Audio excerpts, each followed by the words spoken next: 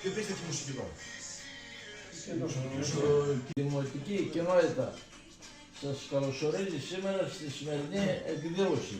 Με χαρά θα απονείμουμε σήμερα το βραβείο του Χρήστου Μητσάκη. Ο δωρητής του βραβείου μας έστειλε χαιρετιστήριο μήνυμα από τη Γερμανία. Αξιότιμες κυρίες και κύριοι, σας ευχαριστούμε θερμά για την παρουσία σας στη σημερινή εκδήλωση. Για τη διοργάνωση το βραβείο απονέμεται για τρίτη χρονιά.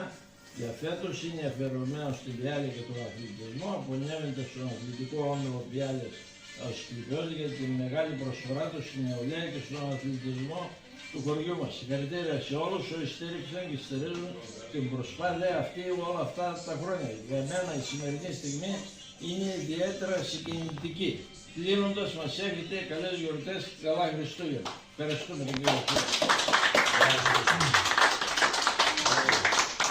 Θεωρούν τη συνεχή ανθρώπινη παρουσία από την αρχαιότητα.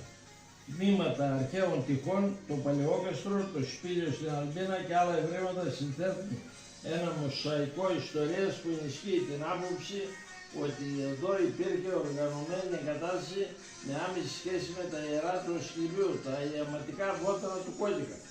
Ο Κώδικας, πλούσιος σε βιοποικιλότητα, θεωρούνταν από τα αρχαία χρόνια. Την ιστορία λίγο της ομάδας, ο Τάσος μπορεί να μην ξέρει, που ξεκίνησε, βλέπετε κάτι φωτογραφίες που ανεβαίνουν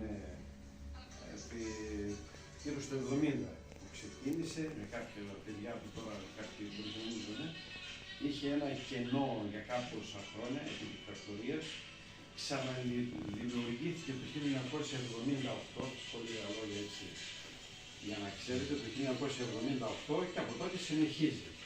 Με πολλά προβλήματα σε αυτό το γήπεδο, το οποίο παλιά ήταν, το λέγαμε εμείς, χαλιά. Γιατί ήταν άμμος μέσα, είχε και πέτρες.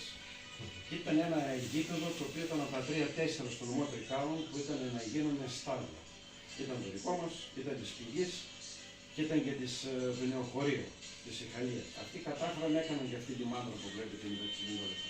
Εμείς τότε δεν μπορέσαμε να την κάνουμε, είχαμε κάποια προβλήματα εδώ και μεταξύ μας στην κοινότητα και με το δέντα σίγμα της ομάδας. Και μείναμε όπως μείναμε, βέβαια στην πορεία, όσοι περάσαμε από την κοινότητα και εγώ και άλλοι και οι δήμαρχοι μετέπειτα, προσπαθήσαμε, ρίξαμε χώματα, κάναμε τις περιφάξεις και ούτω περίξεις. Έλα,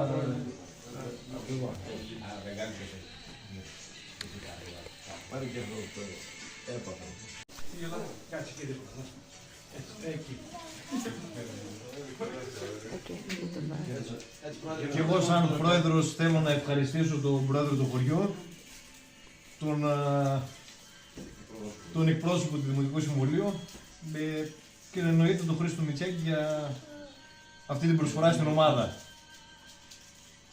Και εννοείται όλη την ομάδα που βοηθάει για να υπάρχουμε. Αυτό. Σας ευχαριστούμε όλους. Ευχαριστούμε όλους. Καλή υγεία.